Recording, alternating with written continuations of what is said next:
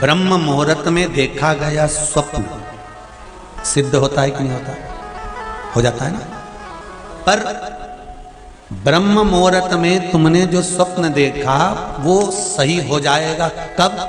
तुमने देखा और देखने के बाद किसी से नहीं कहा, या देखने के बाद तुम वापस नहीं सोए तो, और मालूम पड़े स्वप्न देखा और देखने के बाद तुम जाग भी गए, सब कुछ हुआ, और फिर वापस चादर तान के सो गए, तो स्वप्न।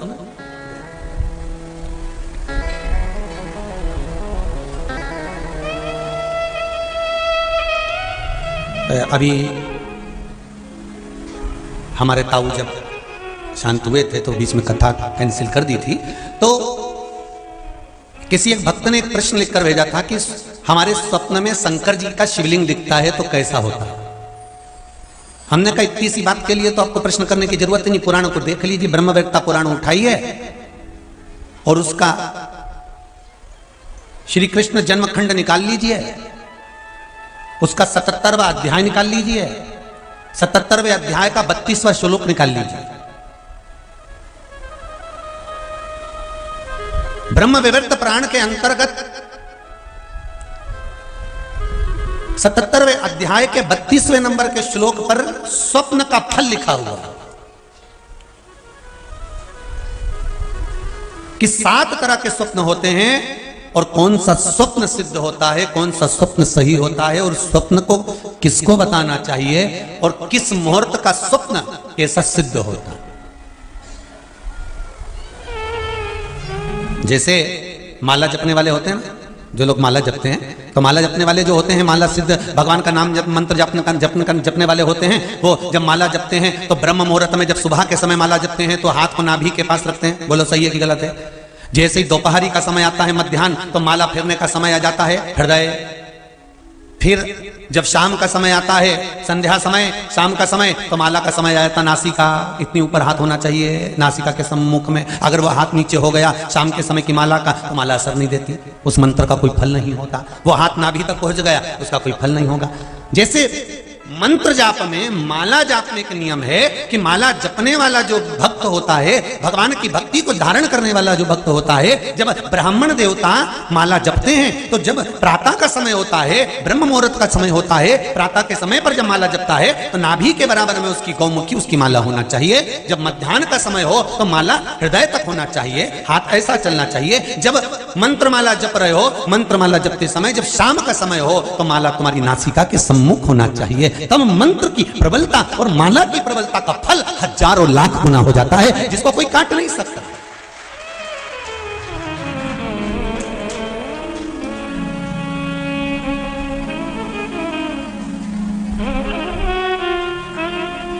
उसी तरह ब्रह्मविवर्त पुराण के अंतर्गत श्री कृष्ण जन्म खंड के अंतर्गत 77वें अध्याय में 32वें नंबर श्लोक पर लिख दिया श्री वेदव्यास जी महाराज ने कि अगर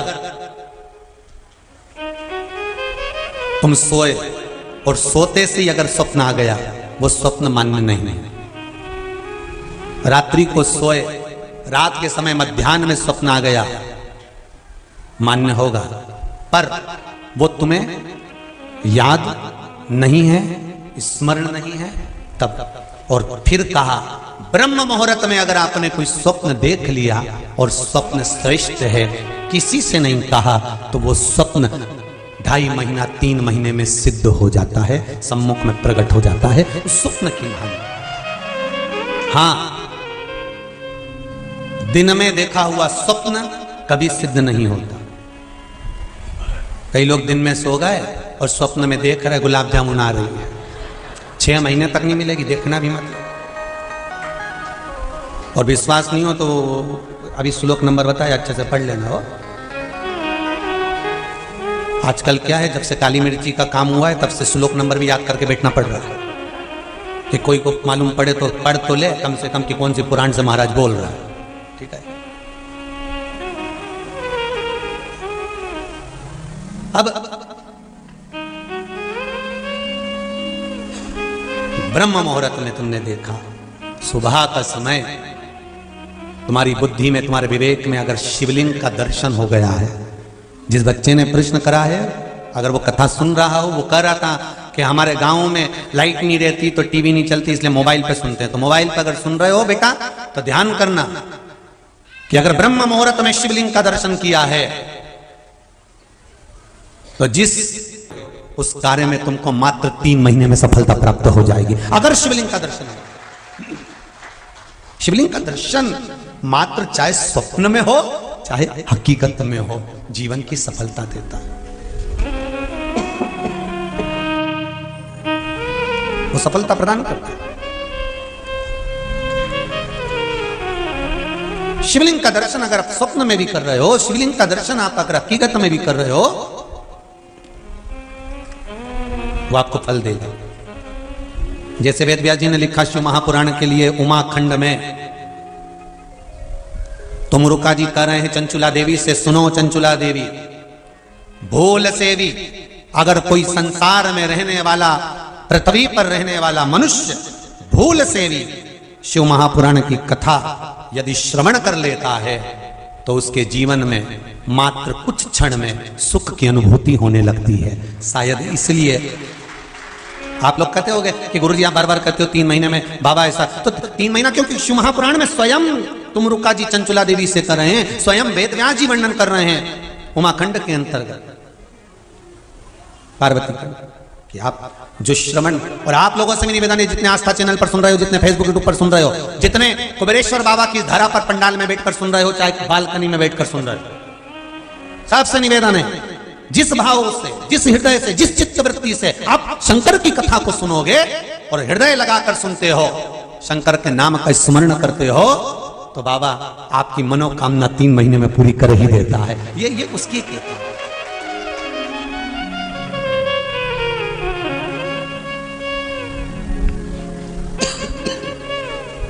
ये उसकी है।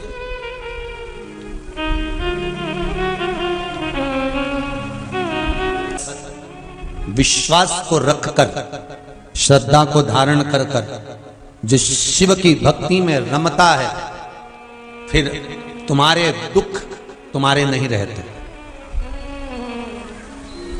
एक काम करने वाला व्यक्ति जब किसी की यहाँ नौकरी करता है, चलो जाने तो अपन तो सरकारी नौकरी से अंदाजा लगा लो, किसी की टीचर की नौकरी है, किसी की हॉस्पिटल में नौकरी है, किसी की सरकारी नौकरी है, और मान लो वो सरकारी नौकरी करने वाला व्यक्ति को कुछ हो गया, निपट गया, चले गया, समाप्त हो गया, तो जो सरकार है, जो शासन है, वो उसकी पत्नी को कुछ धन देती है, या उसके बच्चे को नौकरी देती है, या धर्म पत्नी को नौकरी, कुछ ना कुछ ऐसा कर देते हैं जिससे इसका गुजारा हो जाए। क्यों?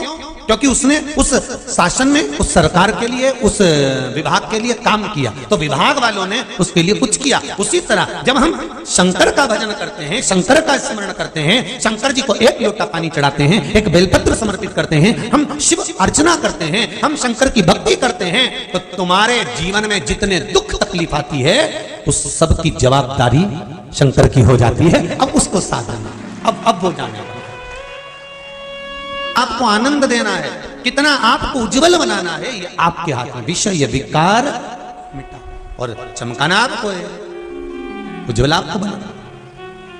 आप ब्रह्मा और भगवान विष्णु को चरण नहीं मिले, पर ब्रह्मा जी ने झूठ कह दिया, गौ माता को लेकर आए, केतकी के फूल को लेकर आए, झूठ आया। भगवान विष्णु ने सत्य बोला, इसलिए सत्यनारायण नाम पड़ गए। सत्य थोड़ा डिग सकता है, ध्यान देना जरा, सत्य थोड़ा डामाडोल हो सकता है, सत्य थोड़ा हिल सकता है, पर सत्य टिको तो। सत्य की नाव जब चलती है, हाँ थोड़ा हवा आएगा, पानी आएगा, तूफान आएगा, थोड़ी डोलेगी, सत्य डोल सकता है, पर डूबेगा नहीं। सत्य कभी नहीं डूबता।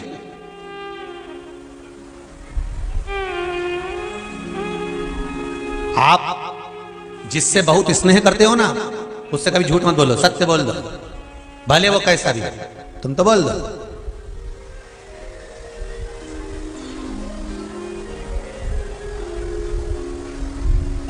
सत्य बोलने में कुछ नहीं, पर गुरुजी मैंने कई बार प्रयास करा सत्य बोलने का, और उससे कहना भी चाहा।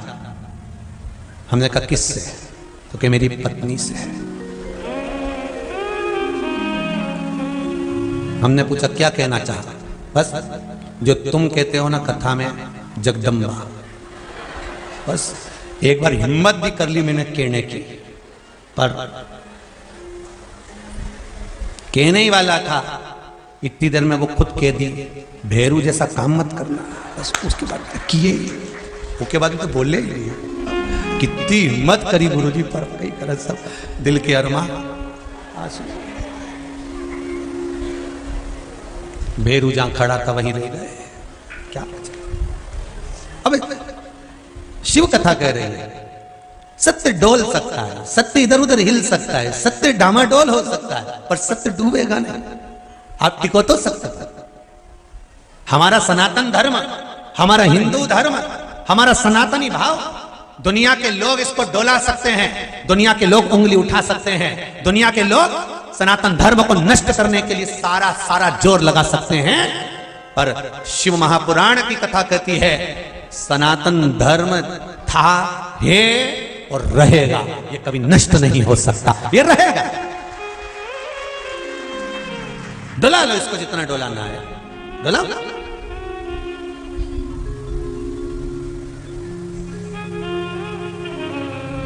अब डोला हो गया, डोलेगा नहीं। ब्रह्मा जी ने झूठ बोल दिया, कितना झूठ बोला। केतकी के फूल ने झूठ बोला, भगवान ने कह दिया कि तू सारे देवताओं पे चढ़ेगा, शिव जी पे नहीं। गौ माता ने झूठ बोल दिया कि रोटी के चक्कर में, भगवान ने उसके मुख को अशुद्ध कर दिया। आखिरी में ब्रह्मा जी ने झूठ बोला तो भगवान ने भैरव को प्रकट कर उसका शीश कटवा दिया। आखिरी में ब्रह्मा जी झूठ बोलकर तो भी चुप नहीं रहे, तब भगवान विष्णु ने निवेदन करा तो ब्रह्मा जी के सिर को बड़ का पेड़ बना दिया, बट वृक्ष हो गए। शिव जी उसके नीचे बैठे तो बटकेश्वर महादेव हो गए। बटकेश्वर महादेव स्वयं शिव जहां विराजमान है बड़ के पेड़ के नीचे। कहते हैं बड़ के पेड़ के नीचे अगर कोई शिवलिंग होता है, बड़ के पेड़ के नीचे अगर कोई शंकर का स्वरूप होता है, बड़ के पेड़ के नीचे अगर कोई शिवलिंग विराजमान होता है और वहां कोई व्यक्ति एक लोटा पानी अगर समर्पित करता है तो ध्यान देना उसके पूर्वजों को कहीं तर्पण और पिंड की जरूरत नहीं पड़ती, वो तर जाते हैं, अपने आप तर जाते हैं। बटकेश्वर महादेव बड़ के पेड़ के नीचे अगर कोई शिवलिंग विराजमान है, उस पर अगर एक लोटा पानी भी चढ़ा है तो उसका फल अधिक मिला है, अधिक प्राप्त।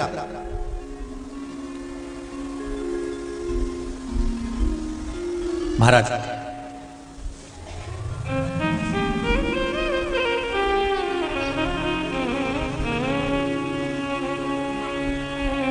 पंचाक्षर मंत्र नमः शिवाय, षडाक्षर मंत्र बोलो जम के ओम नमः शिवाय, ये षडाक्षर हो गया। और पंचाक्षर क्या है? नमः शिवाय। षडाक्षर मंत्र, पंचाक्षर मंत्र, जिस मंत्र को आप जप रहे हैं, चाहे श्री शिवाय नमस्तुभ्यम कहें, चाहे महामृत्युंजय मंत्र का स्मरण करें। जब घर से आप जल लेकर जाते हैं, चाहे बोतल में भरकर लेकर जाएं, चाहे पात्र में भरकर लेकर जाएं, घर से निकलते समय श्री शिवाय नमस्तुभ्यम या पंचाक्षर मंत्र नमः शिवाय या षडाक्षर मंत्र ओम नमः शिवाय, इस मंत्र का जाप कर कर घर की ओर निहार कर आप जल लेकर जब शिव जी को समर्पित करते हो और वहां से जल चढ़ाने के बाद भगवान का सुंदर चरणोदक थोड़ा सा लेकर आकर घर के द्वार पर छींटते हो, महाराज उस घर में कभी संपदा की कमी नहीं रह सकती, उसमें संपदा बढ़ेगी। पर जाते समय, घर से निकलते समय, जल ले जाते समय षडाक्षर मंत्र, पंचाक्षर मंत्र या श्री शिवाय नमस्तुभ्यम इस मंत्र का जाप कर कर घर की ओर द्वार पर दृष्टि कर कर शिव को समर्पित कर कर जल लाकर छीटा जाता है।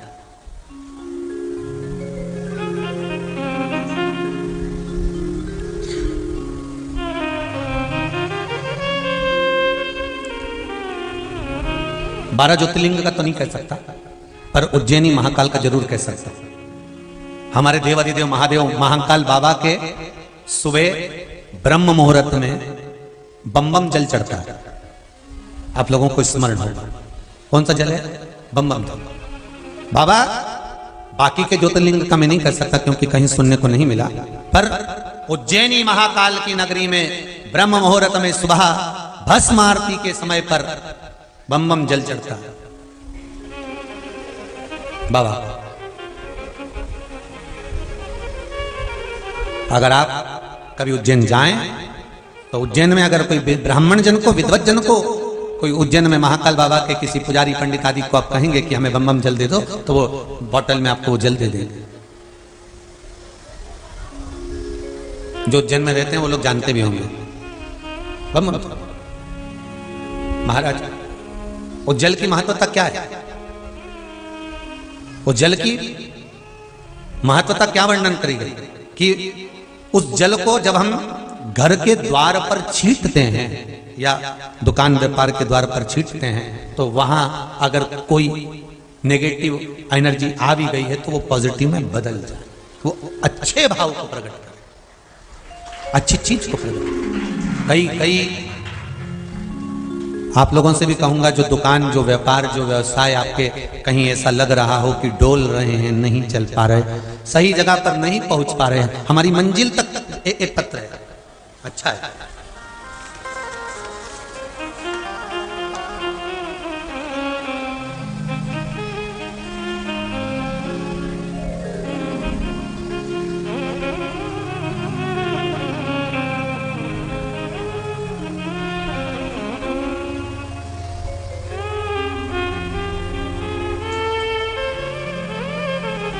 इस पत्र को एक बच्चे ने लिखा है, एक लड़के ने, जो प्रथम बार फरवरी के महीने में 2021 में यहां पर आया था। इस पत्र को उस बच्चे ने लिखा है।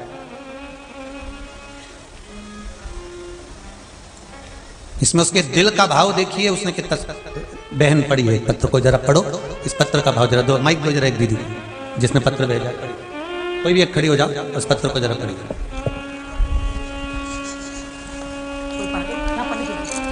दो जरा पत्र जिसने ये पत्र भेजा है। ये बच्चा फरवरी के महीने में 2021 में यहां आया था और आंख में आंसू ढाल कर आया था। उसने पत्र में उसने एक एक चीज का वर्णन लिखा है कि मेरी पोजीशन क्या थी। बहन पढ़िए। श्री शिवाय नमस्तुभ्यम। गुरुजी मैं माइक पास में लीजिए। गुरुजी मैं अत्यधिक प्रसन्न हूँ। मुझे सदैव यह लगता था कि मैं क्या कर सकता हूँ, मैं समझ नहीं पाता था। आज मुझे भगवान शंकर ने अपने खुद की कंपनी का मालिक बना दिया। यह मेरा प्रथम लेटर हेड है। मैं इसी पर अपना अनुभव लिख रहा हूँ। उस पे लेटर हेड तो उसकी कंपनी का नाम भी उसने लिख कर भेजा, दीक्षांत DG009 OPC प्राइवेट लिमिटेड जी। हर हर महादेव। भगवान शंकर की कृपा से हमने कथा को प्रथम बार फरवरी 2021 में सुना था। प्रसारित सभी कथा हम सुनते हैं। मेरी मम्मी की इच्छा थी कि सीहोर आने की प्रथम बार 15 सितंबर 2021 को आए थे। आज मैं खुद भगवान शंकर की कृपा से उनका आशीर्वाद लेने पुनः आया हूँ। भगवान की कृपा से आता रहूँगा। भगवान शंकर की कृपा से हमने काशी विश्वनाथ के 15 अक्टूबर 2021 को दर्शन किए थे।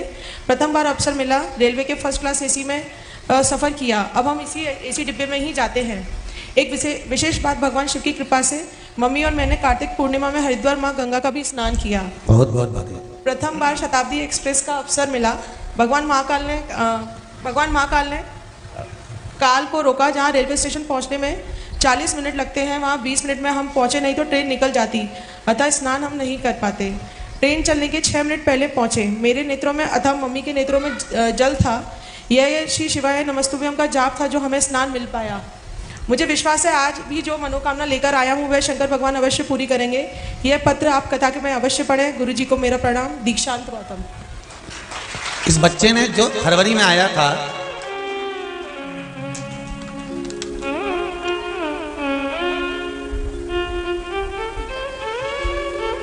इस बच्चे ने फरवरी के महीने में आया और फरवरी के महीने में आने पर इसने बाबा से निवेदन कर कर गया और करने के बाद इसने एक कंपनी खोली जिसमें हमारे कमरे में रखी, जो उसने भेजी, उठाई लाई। जो कंपनी का मालिक बना वो भी तो देखो कि 1 साल में फरवरी महीने में वो बालक आता है और एक कंपनी का मालिक बनता है, तो वो आखिर उसको बाबा ने क्या दिया होगा। और वो लिख रहा है मेरी जिंदगी का पहला मैंने AC सफर करा, ये बाबा की कृपा से करा है, ये उसकी कृपा, फर्स्ट AC का भी सफर। लोग कहते हैं शिव की आराधना से क्या मिलता है, शिव आराधना से क्या मिलता है। लोग कहते हैं जबरदस्ती के लोग शंकर के लिए, रुद्राक्ष के लिए जबरदस्ती के लोग लगे रहते हैं, लाइन लगा रहे हैं रुद्राक्ष के लिए, बेरा रहे हैं, जा रहे हैं। क्या मिलता है, क्या मिलेगा, क्या होता है शिव को जल चढ़ाने से? क्या होता है बीच की पत्ती पर शहद लगाकर शंकर को लगाने से? क्या होता है शिव पर काली मिर्ची चढ़ाने से? क्या होता है शंकर पर धतूरा चढ़ाने से? जरा भारत की भूमि पर जो लोग शिव की आराधना कर रहे हैं, इस शिव महापुराण को सुन सुनकर जो 2 साल 3 साल से शंकर की आराधना कर रहे हैं, कोरोना जैसी महामारी में लोग जीरो पे आ जाना था, पर शंकर ने साध कर उनको अव्वल में लगा दिया है वापस। मेरे शिव ने वापिस लेवल पर लाकर छोड़ दिया है। जहां लोगों को भूखा रहना था, कुछ मिल नहीं पाना था, पर शिव साध रहा है। कोई पूछे कि शिव क्या नहीं देते, क्या नहीं देते? महाराज, 1 लोटा पानी भी अगर आप शिव को चढ़ा, मात्र जाते समय पंचाक्षर मंत्र, षडाक्षर मंत्र श्री शिवाय नमस्तुभ्यम बोलकर घर का दरवाजा देखकर उस जल को ले जाकर शिव को चढ़ाओ तो लाए बोली, जरा चढ़ाओ तो उसको। और शिव को चढ़ाने के बाद वो जल शंकर से मांग कर लाओ कि बाबा मेरा व्यापार नहीं चल रहा, मेरा दुकान नहीं चल रही, मेरे को तकलीफ आ रही है, कष्ट है, बीमारी है, रोग है। आज वो माँ कोटा से आई, केवल उसको विश्वास था, शंकर भले एम्स हॉस्पिटल में मना कर दिया कि ये बालक पागल रहेगा, हमेशा रहेगा, और उसने विश्वास नहीं छोड़ा। वो शिवलिंग का स्नान करा करा कर, पानी पिला पिला कर उस बच्चे को 50% ठीक कर लिया। ये उसका विश्वास था, ये उसका भरोसा था, ये उसकी दृढ़ता था। महाराज, आप उसको कहो तो आपके दिल की बात उससे कहो, जाकर उससे कहो, एक बार निवेदन दिल से तो करो उसके लिए। बोलोगे ना तो जब हृदय से कहोगे तो वो हृदय से सुनेगा भी, हृदय से सुनेगा। जो आपने कहा वो उसने सुना। बड़ के पेड़ के नीचे, और कोई भूल से भी एक बूंद जल भी शिवलिंग पर अगर समर्पित कर कर जाएगा, वो जल चढ़ा हुआ बड़ के वृक्ष के नीचे जब आएगा तो उसके पूर्वजों को पिंड देने की, तर्पण करने की जरूरत नहीं पड़ेगी। भगवान शिव कहते हैं मैं खुद ही उसको मुक्ति प्रदान कर दूंगा, मैं खुद उसको मोक्ष दे दूंगा। इसलिए भगवान शंकर ने बड़ वृक्ष का एक नाम सिद्ध बट भी रखा। कौन सा बट रखा है? जम के बोलिए जरा। सिद्ध बट। सिद्ध बट के नीचे क्या होता है? कई लोग आप लोग उज्जैन गए होंगे तो पिंडदान, तर्पण आदि आदि क्रिया जो होती है वो सिद्ध बट के अंतर्गत हो जाती है महाराज। तो शिव की आराधना का एक एक बिंदु है वहां पर महाराज।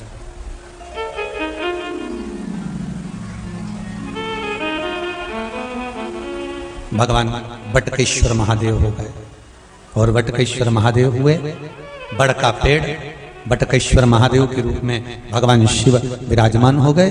और विराजमान होकर भगवान शंकर जब वहां बैठे, ब्रह्मा जी भी बाद में पछताने लगे। सत्य जब प्रकट हो जाता है, असत्य जब नीचे दब जाता है, हार जाता है, तब पछतावा होता है, तब पछतावा होता है। और जब पछतावा होता है तब समय निकल गया होता है, समय निकल गया। एक बेटा बेटी का झगड़ा हो गया, अदालत में केस पहुंच गया, अदालत में केस गया तो महाराज स्पीकर बंद हो गया। अदालत में केस पहुंच गया। अब अदालत में जब केस गया तो दोनों पति पत्नी का झगड़ा हुआ, और जज साहब कितने जोरदार, जज साहब ने कहा, जज साहब ने बोला कि ये बात बताओ कि तुम दोनों का अदालत में केस आया है, अदालत में केस चल रहा है, अदालत में केस चालू हो गया है। अब तुम हमको ये बताओ कि अदालत में केस तो चालू हो गया, पर ये बताया जाए कि तुम दोनों ने कितने समय से बात नहीं करी, पति पत्नी ने कितना समय मुख से लगाया, और भगवान उस दूध को गटर गटर कर कर पी गए।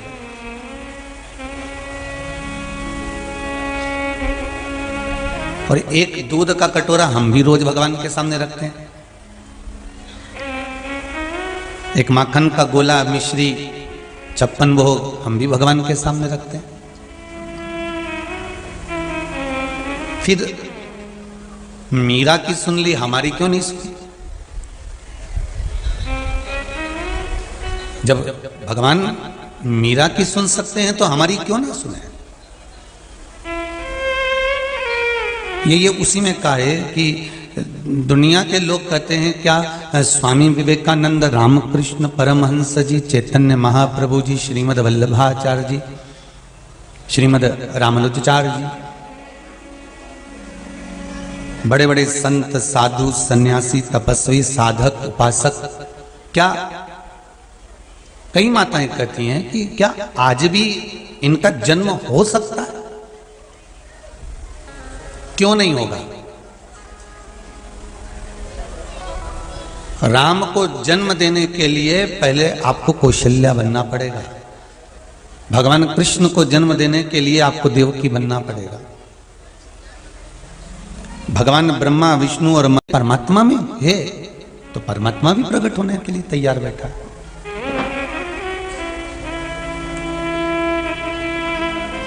महाराज, भगवान तो कब का तैयार बैठा है कि मेरे को पृथ्वी पर जाना है। मृत्यु लोक में आने के लिए कौन मना करेगा? पर कई बार मृत्यु लोक में देवता आना भी नहीं चाहते हैं। अगर माता के गर्भ से जन्म लेना है तो नहीं आना चाहते, क्योंकि दुनिया का सबसे बड़ा नरक ही गर्भ है। रक्त में, पित्त में, मांस के लोथड़े में वो पड़ा हुआ है, और अंदर जब माँ गर्म भोजन कर रही है तो वो उसको लग रहा है। तीखा भोजन कर रही है माँ तो उसको लग रहा है। थोड़ा कड़ली वस्तु अगर माँ ने पाली तो उसको चुभ रहा है। माता के गर्भ में भगवान आना नहीं चाहते। भगवान ये जरूर कहते हैं कि मैं मृत्यु लोक में आ जाऊं, मैं तुझसे मिलकर चले जाऊं, मेरा प्रागट्य हो जाए, पर गर्भस्थ ना हूं।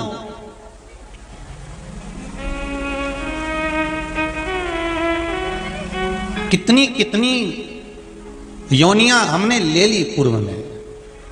पहले कथा में कहा था 20 लाख 84 लाख योनियों में 20 लाख तो ये पेड़ पौधे की है। ये दूबा, घास, पत्ता, पत्ती, पेड़, ये 20 लाख योनि, ये जितने वृक्ष नजर आ रहे हैं अपन भी कभी थे। जैसे वो बोलते ना, सास भी कभी बहू थी, तो अपन भी कह सकते हम भी कभी पेड़ थे। ठीक है, हम भी कभी पौधे थे, हम भी कभी वृक्ष थे।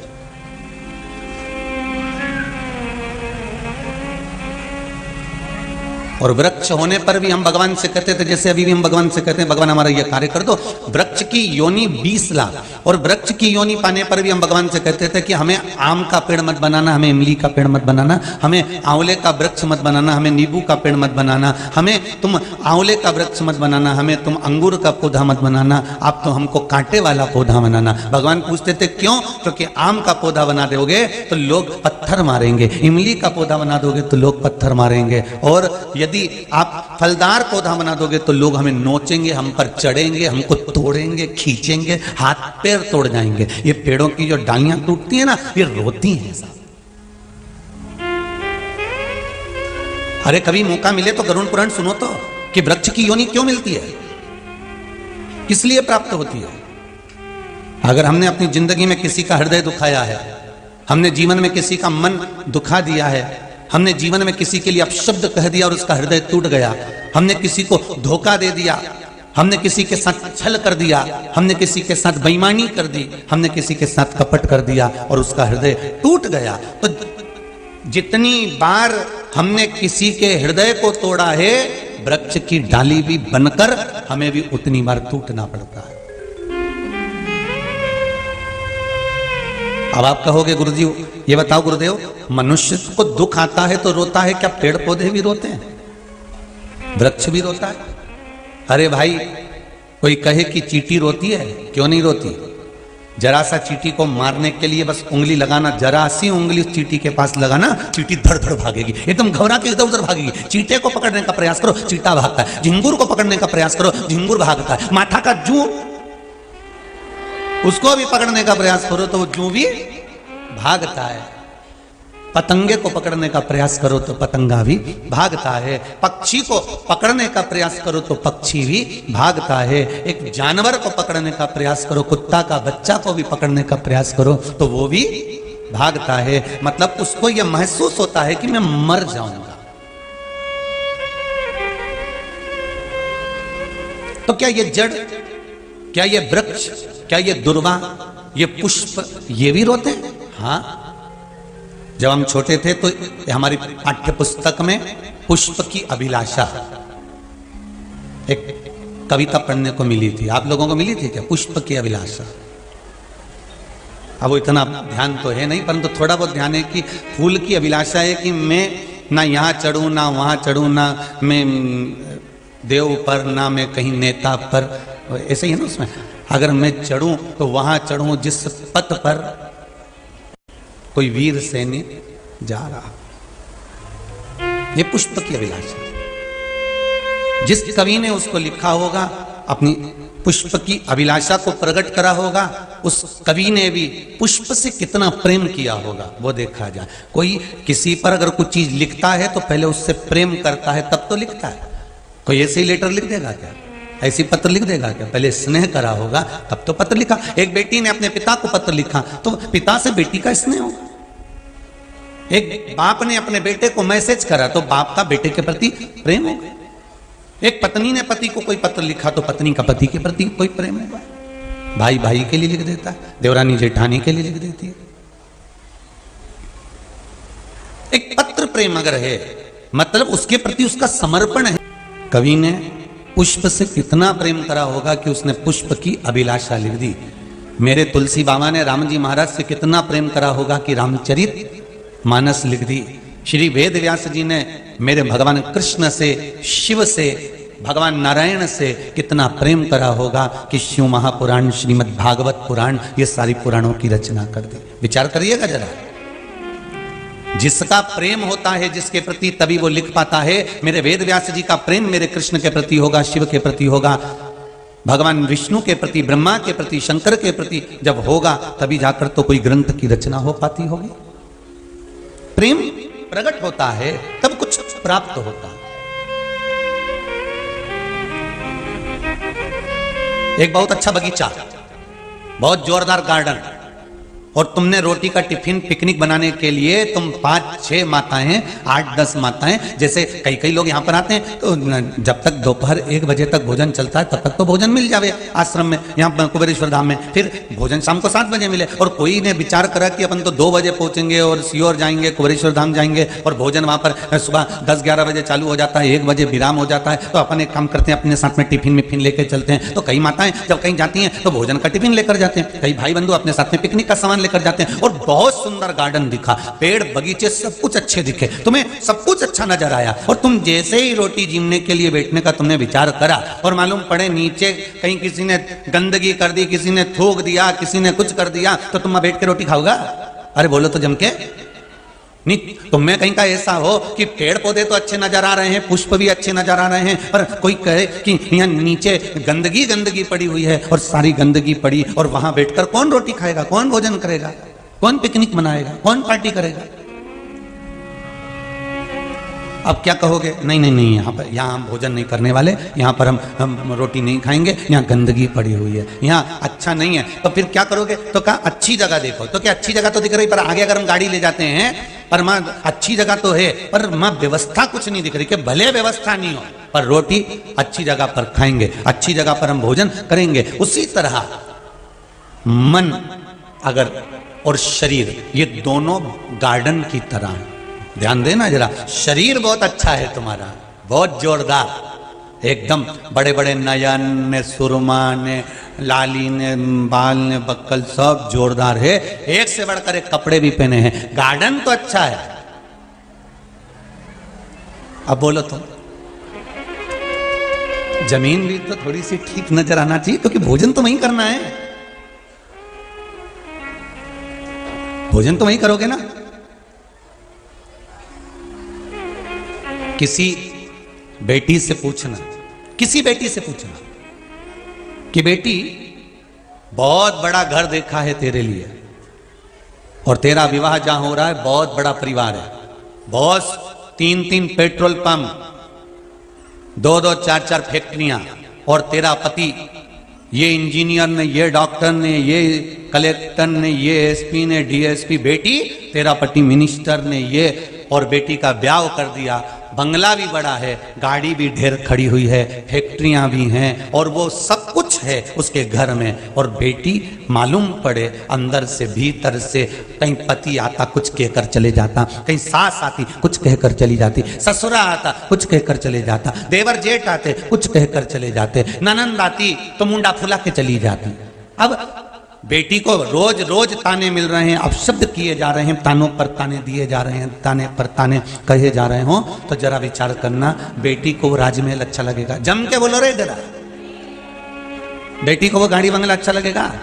बेटी को वो फैक्ट्री और जमीन, भले उसका पति हो इंजीनियर होने, ये डॉक्टर होना, कलेक्टर होने, नेता ने, अभिनेता, बेटी को अच्छा लगेगा? नहीं। उसको क्या चाहिए कि जब तुम घर में रहो तो प्रेम से मुझसे 2 बात तो करो, बस इतना चाहिए।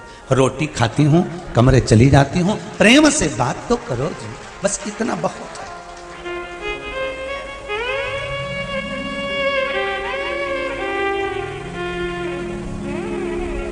रोटी खाने बैठी और इतने में घर में 2-4 जगदम्बा गजगजाती जोरदार, कोई इधर से घंटाल बजाए, कोई इधर से गरुण घंटी बजाए, तो अब बोलो भोजन भाएगा? फिर तो बेटी को कहाँ की याद आती है, तो कि मेरे मायके में मेरे पापा जब भोजन करने बैठते थे ना, मैं आती थी पढ़कर कॉलेज से, स्कूल से, ट्यूशन से, और पापा कह देते थे चल तेरी मम्मी ने आज डोसा बनाया है, तेरी मम्मी ने आज इडली बनाई है, चला दोनों खाते हैं। बेटी को तब मायके की याद आती है। क्यों? जितना बड़ा तुम्हारा ससुराल है, मायका उतना बड़ा नहीं था। मायका छोटा सा मकान था, टीन का मकान था, पापा थोड़ी सी तनख्वाह लाते थे, नौकरी कर कर आते थे, पर बेटी को वो छोटा सा झोपड़ा, टूटा हुआ घर, कवेलू का मकान, टीन का मकान और नीची गाड़ियां तो पैदल चली जाती थी, तो भी मायके में जो सुख था बेटी को वो बंगले में नहीं मिल पा रहा था, क्योंकि वहां प्रेम की वाणी नहीं मिल पा रही थी, प्रेम के शब्द नहीं मिल पा रहे थे, प्रेम की वाणियां बेटी को नहीं प्राप्त हो पा रही थी, प्रेम की वाणी बेटी को नहीं मिल रही थी। उसको नहीं चाहिए धन दौलत संपदा, नहीं चाहिए गाड़ी बंगला, उसको तो क्या चाहिए? प्रेम के शब्द चाहिए। भगवान भी कहता है कि तुम कितना भी क्रीम लगा लो, चाहे कितना भी तुम नैनों में सुरमा लगा लो, चाहे 1 घंटे तक पेंसिल से लाइन खींच के डब्बा भर लो, भगवान के नहीं चाहिए ये सब। भगवान तो कहे कि तू हृदय से एक बार मेरा नाम ले ले, बस गार्डन अच्छा बना लिया है पर जमीन भी अच्छी होना चाहिए, स्वरूप अच्छा बना लिया, मन भी अच्छा होना चाहिए, क्योंकि परमात्मा स्वरूप में नहीं, परमात्मा दिल में बसता है। निर्मल मन सो मोहि पावा, मोहि छल छिद्र कपट ना भावा, मुझे निर्मल मन चाहिए। बेटी को केवल अगर कुछ चाहिए, आते जाते प्रेम से कोई बोल लेना, बेटी उतने में तो ससुराल में रहने को तैयार हो जाती है। पति दिन भर ऑफिस जाता है, शाम को जब आए ना तो भेरू जैसा नहीं आया।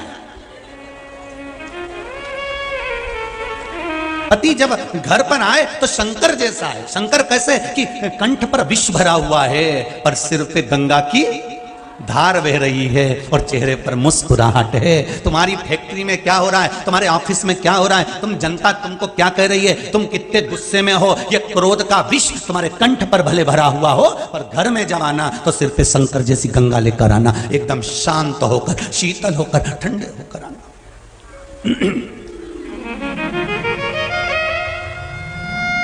पर लोग उल्टे हैं, घर में तो विष उगले और क्या जोरदार दामाद मिला है साहब। इतना देखो, अभी जन्मदिन की पार्टी में आया ना, 25वीं शादी की सालगिरह में आया ना, हमारे यहाँ देवर के लड़के की शादी में आया, ऐसा जमात उनका, इतना बढ़िया दामाद, क्या काम करे, क्या अच्छे से व्यवहार करे, क्या व्यवहार करे। पर उससे तो पूछो,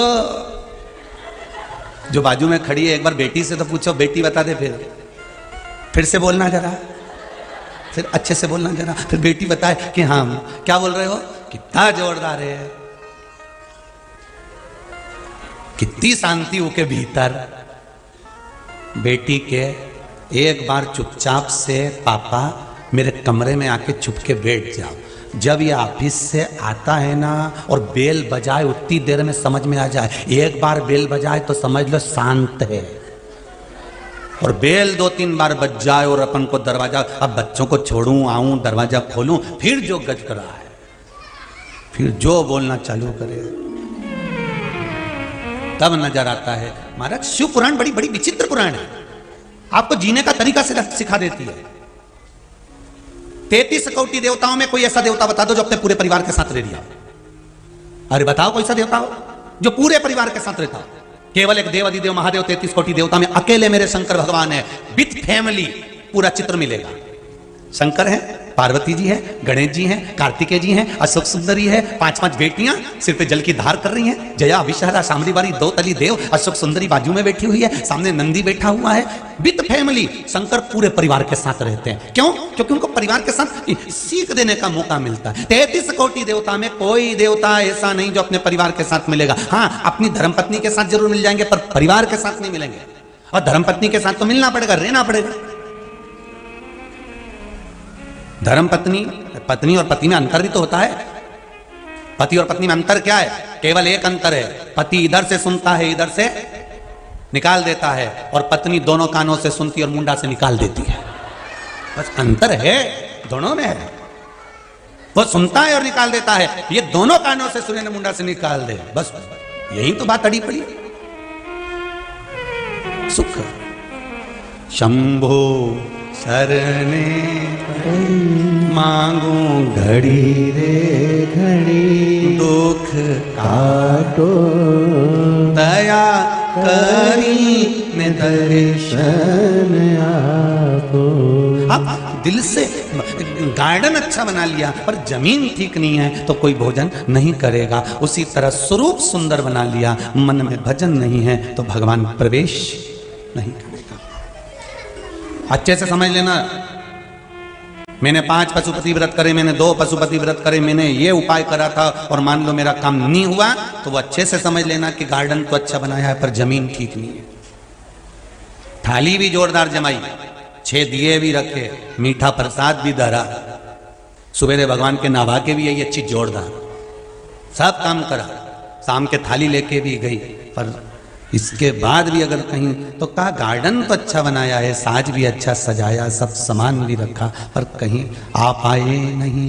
और सुबह हो गई, मेरी पूजा की थाली धरी रह गई।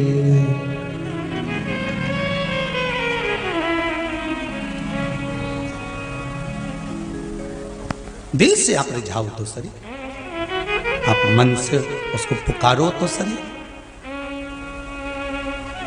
आप एक बार दिल से कभी भगवान की सेवा करने जाओ, अर्चना करने जाओ, शंकर भगवान को 1 लोटा पानी चढ़ाने जाओ।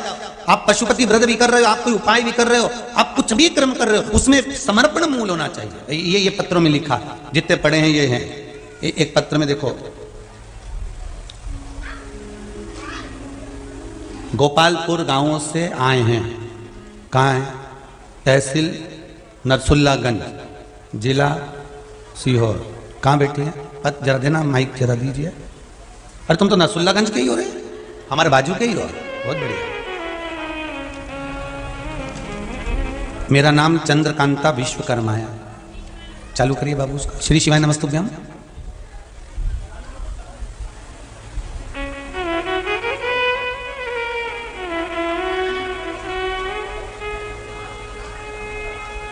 श्री शिवाय नमस्तुभ्यम।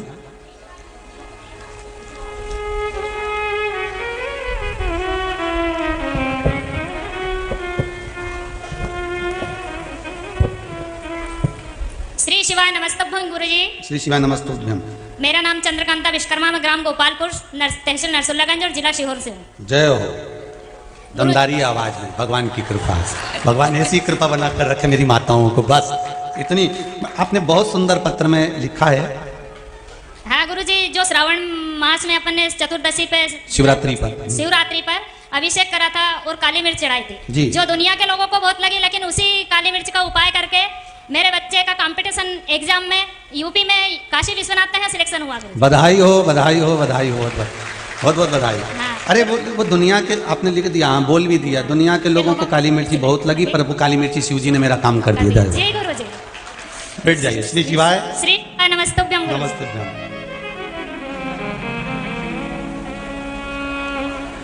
चंद्रकांता जी एक बात तो है, वाणी में तो दम है, कुछ भी हो है? और लिखा भी बहुत जोरदार है कि दुनिया के लोगों को वो काली मिर्ची बहुत लगी, पर हमने जब शिव जी को चढ़ाई तो मेरा बेटा उस काली मिर्ची का बल ऐसा रहा कि कंपटीशन एग्जाम में हो गया और वो भी काशी विश्वनाथ की नगरी में पहुंच गया। ये फल है, ये शिव की कृपा। दिल से करा गया कर्म, दिल से अगर आपने भगवान शिव का भजन, अच्छा बेटा बहू भी आए हुए हैं, बहुत बहुत बधाई हो बेटा, बैठिए बैठिए बैठिए, बहुत बहुत बधाई, बाबा की कृपा। दिल से करा, फिर वही बात आ गई कि गार्डन बड़ा सुंदर बना लो और मालूम पड़े भूमि में कहीं आपने, कोई ने थूक दिया है, कोई ने गंदगी कर दी है, और वहां कैसे खाओगे? भगवान कहता है मन साफ रखना, मन क्लीन रखना, मन साफ।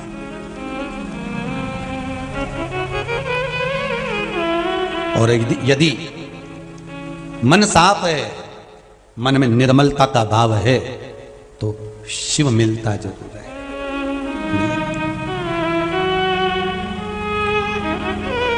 वो मिलेगा।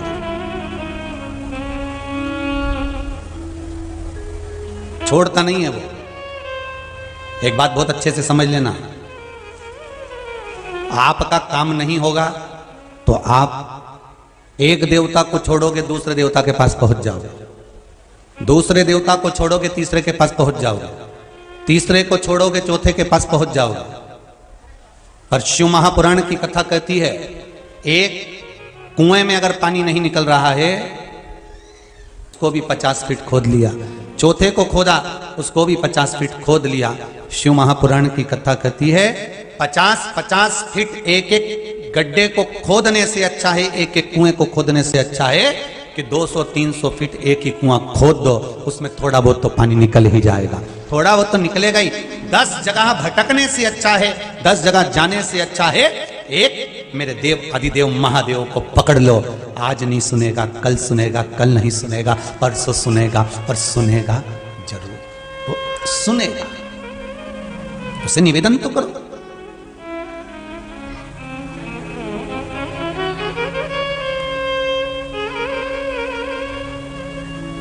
उसके निवेदन को स्वीकार तो करो।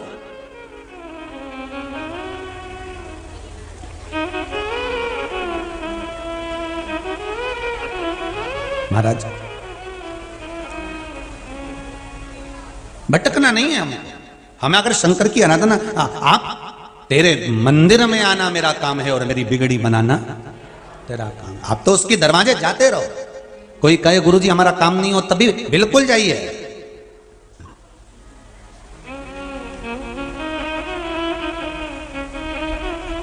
आनंद आता है।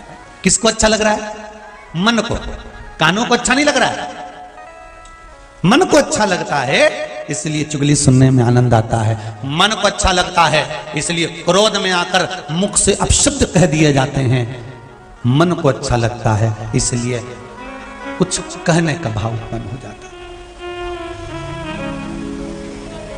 इंजन गड़बड़ है, डिब्बे की कोई गलती नहीं। शिव महापुराण की कथा भी यही कह रही है कि ब्रह्मा और भगवान विष्णु दोनों के मन में विचार उत्पन्न हो गया। ब्रह्मदेव के मन में आ गया। ब्रह्मा जी ने भगवान विष्णु से कह दिया कि तुम्हारे पिता कौन है, और भगवान विष्णु ने कह दिया मेरे पिता देव अधिदेव महादेव हैं। तो महादेव का स्वरूप क्या है? दोनों ने मिलकर एक विशाल काय एक पर्वत को घुमाना प्रारंभ कर दिया, और पर्वत घुमाया। पर्वत को घुमाते घुमाते घुमाते घुमाते एक अग्नि का खंभ प्रकट हो गया। वो अग्नि का खंभ भगवान शंकर का शिवलिंग प्रकट हो गया। इस भूमंडल पर, पृथ्वी पर सबसे पहला शिवलिंग का निर्माण भगवान ब्रह्मा और भगवान विष्णु ने किया। सबसे पहला शिवलिंग का निर्माण भगवान ब्रह्मा और भगवान विष्णु ने किया। और उस शिवलिंग की आराधना, उस शिवलिंग की पूजन, उस शिवलिंग का स्मरण आज संपूर्ण ब्रह्मांड के लोग कर रहे हैं। फिर कहने में पीछे नहीं हटूंगा, जब किसी देव का मंदिर नहीं था पूरे ब्रह्मांड में, कोई अलग से ये जितने जितने धर्म बन गए ना, ढेर सारे अलग अलग अलग अलग लोग जा रहे हैं, विभाजित हो रहे हैं। कोई दूसरा धर्म भी नहीं था, केवल एक सनातन धर्म था। केवल एक सनातन, केवल एक मनुष्य था, केवल एक सनातनी था, एक सनातन धर्म था, एक केवल केवल और केवल एक सनातन हिंदू धर्म। इसके बाद लोगों ने इसको तोड़ तोड़ कर विभाजन कर कर कर अपने अपने धर्म बना लिए, अपने अपने अनुसार स्मरण में लग गए। नहीं तो पहले क्या था? क्या था पहले? केवल एक शिवलिंग, केवल एक शिवलिंग। और आज भी भारत की भूमि पर कहीं पर भी खोद लो, कोई देवता निकले ना निकले, कोई देवी निकले ना निकले, पर शिवलिंग इस मट्टी में हर जगह पर प्रकट हो सकता है। हर जगह शिवलिंग हर जगह से प्रकट। एक बहुत अच्छा लेटर है, देखो।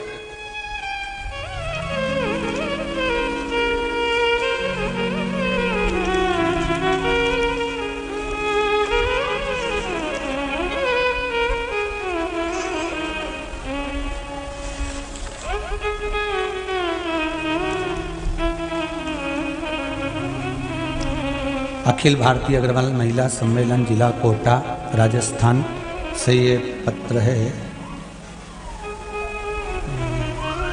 श्रीमती संतोष जी गुप्ता, कोटा राजस्थान से। कहीं बैठी हैं? हाथ उठाइए जरा।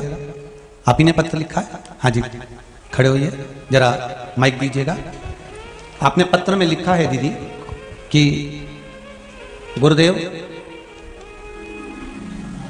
मेरा 33 साल का बेटा है जो पूर्ण तरह से विवेकहीन है, उसमें विवेकता नहीं है, बुद्धि में बल नहीं है। मुझे किसी ने बताया था कि कथा सुनाकर, उन्होंने मुझे शिव महापुराण कथा की लिंक भेजी। मैंने कथा सुनना प्रारंभ करी मोबाइल पर। पहली बार जुलाई में सुनी थी 3 दिन की कथा के बाद, जब जुलाई में कथा चल रही थी 3 दिन की, तब आप कथा कर रहे थे, तब आपके पिताजी श्री जी शरण हो गए थे, तो कथा अधूरी रह गई थी, आपने लिखा है इसी। उसके बाद मैंने सोचा अब की बार नियम से सुनूंगी। जब मैंने नियम लिया तो 3 दिन की कथा के बाद ही मेरे घर की छत पर एक शिवलिंग अपने आप आकर गिर गया। आप लाए हैं शिवलिंग? गुरुदेव, मेरा पुत्र, मेरा बेटा 33 साल का है, जो कोई माइंड से विकलांग है। 100% उसको बुद्धि की विकलांगता है, पागल उसको लोग कहते हैं गुरुदेव। पर वो शिवलिंग की कथा आपकी जब सुनी थी तो उसमें सुना था कि शंकर पर जल चढ़ाएं और उस जल को पिलाएं। मैंने उस शिवलिंग को जो छत पर मिला उसको स्नान करा कर मेरे बेटे को जल पिलाया। 50% मेरा बेटा ठीक हो गया है, जिसको लेकर मैं कुबेरेश्वर धाम में पहुंची। श्री शिवाय नमस्तुभ्यम। श्री शिवाय नमस्तुभ्यम। कहाँ से आई हैं आप?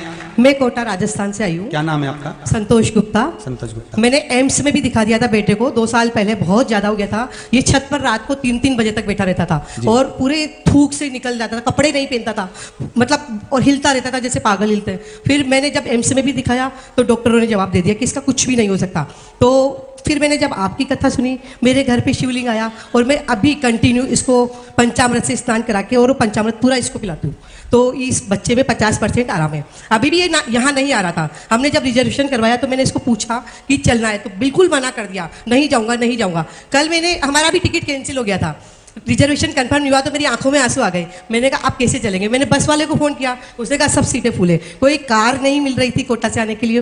फिर अचानक एक बच्चे का फ़ोन आया कि 3rd AC में आपके लिए टिकटें दो। मैंने कहा चलो ठीक है, करवा दीजिए। बच्चे को जब मैं अटैची लेके दरवाजे के बाहर निकल चुकी, उसके बाद ये तैयार हुआ आने के लिए मेरे पीछे पीछे। मैं फटाफट जाकर इसके एक जोड़ी कपड़े डाल कर लेके आई और बिना टिकट नहीं मिला मुझे रेलवे स्टेशन पर इसका। जब मैं टिकट विंडो पर गई, मैंने कहा चलो जनरल टिकट ले लेते हैं, एसी में तो परेशान करेगा टीटी, लेकिन इसका जनरल टिकट नहीं मिला। पूरे रास्ते मन में धक धक लगी रही कि टीटी आएगा, अभी 10 गुना पेनल्टी काटेगा। लेकिन भोले बाबा की इतनी कृपा हुई कि टीटी ने मुड़कर भी नहीं देखा। शंभू आए आपके साथ? शंकर जी लाए? लाइए जरा।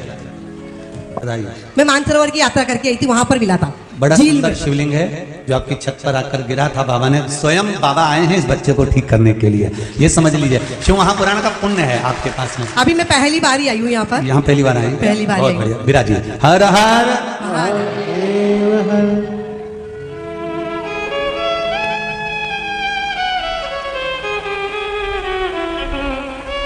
शंभदानी त्रिकालदर्शी कैलाशी अविनाशी शिव की जय। शिव महापुराण की कथा, दुनिया के लोग कहते हैं कि सियोर वाला महाराज तो पगला, और जो भगवान शंकर की भक्ति में अगर लग जाए, जैसे मेरी बहन कह रही हैं, ये कोटा से आई हैं, जो कह रही कि अगर शिव की भक्ति में अगर लगे हो, कहीं शिव की आराधना में लगे हो, आपका हृदय, आपका चित्त, आपकी वृत्ति, आपका मन शंकर में, फिर वही बात कहेंगे, गार्डन सुंदर है पर मन बगीचा सुंदर होने से साथ में भूमि सुंदर हो, जहां बैठकर आप भोजन कर सकें। बस ये हृदय सुंदर हो जिससे मेरा शंकर मिल सके और उसके मिलन का आनंद उत्पन्न